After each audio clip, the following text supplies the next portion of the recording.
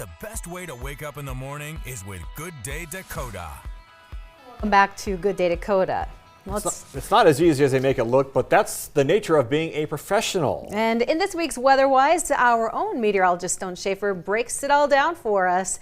So, Stone, what does it take to become a meteorologist? Well, it takes quite a bit. I think more than what most people think it does. But what is needed to become a meteorologist? So one of those things is definitely that fascination with weather. You talk to any meteorologist, most of them get it at a young age. I was in kindergarten or first grade when I realized I wanted to become a meteorologist. You also get into entry level for the job. You're going to most of the time require a bachelor degree. When you get into college, you're going to take classes in physics, math, business, geography, social sciences, computer sciences, and there's a larger list of classes you can take, but this is the main classes that you need. You also are going to need internships and job shadowing to get your foot in the door in many of the jobs that are in the field of meteorology. So you're thinking about where you want to go to college for meteorology. Does that college have that? Well, here's the map of all the colleges in the United States that have meteorology or atmospheric science program. Here in the state, University of North Dakota has a program. My college, Central Michigan. There's a lot of them that you could go to get that degree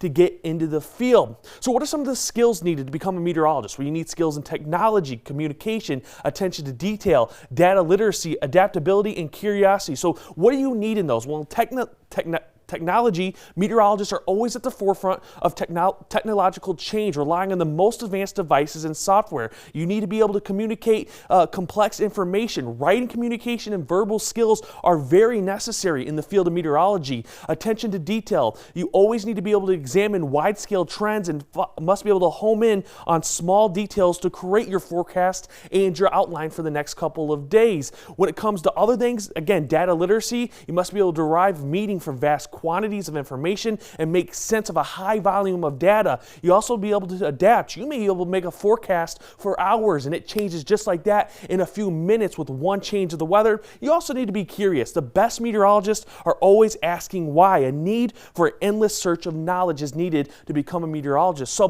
what are some of the jobs in the field of meteorology? Well, we obviously have broadcasts like here on the KX Storm Team, TV, radio. We've also seen a surge of internet meteorologists on YouTube, Facebook, and other social medias like Twitter or X. You need government jobs, the National Weather Service, NOAA. There's also military jobs for meteorologists. Research is also another field you can get into. You can become a professor, be in academics, and do research there. There's also a field that many people don't know about, and that's the private sector.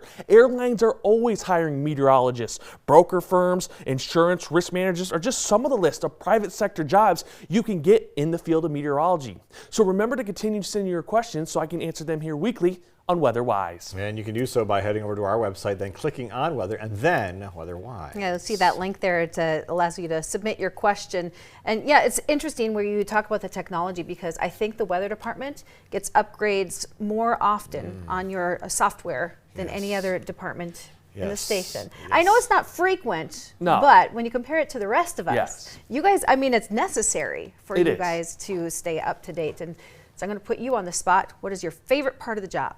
For me, it's definitely just communicating the information to everyone, the viewers, to my friends and family. I've always loved that. And again, it's just something I've wanted to do since I was a little kid. And pretty much, again, every meteorologist you talk to, that's the same story. So when I'm on the pontoon this summer, if I'm constantly, texting you about the weather, you're going to just be happy and answer. There you go, yes. Probably shut his phone off. No way. Yeah, no, that's all right. No, Stone, we are very happy to have you here, part of the KX team. Thanks very much for all you do. Now it's time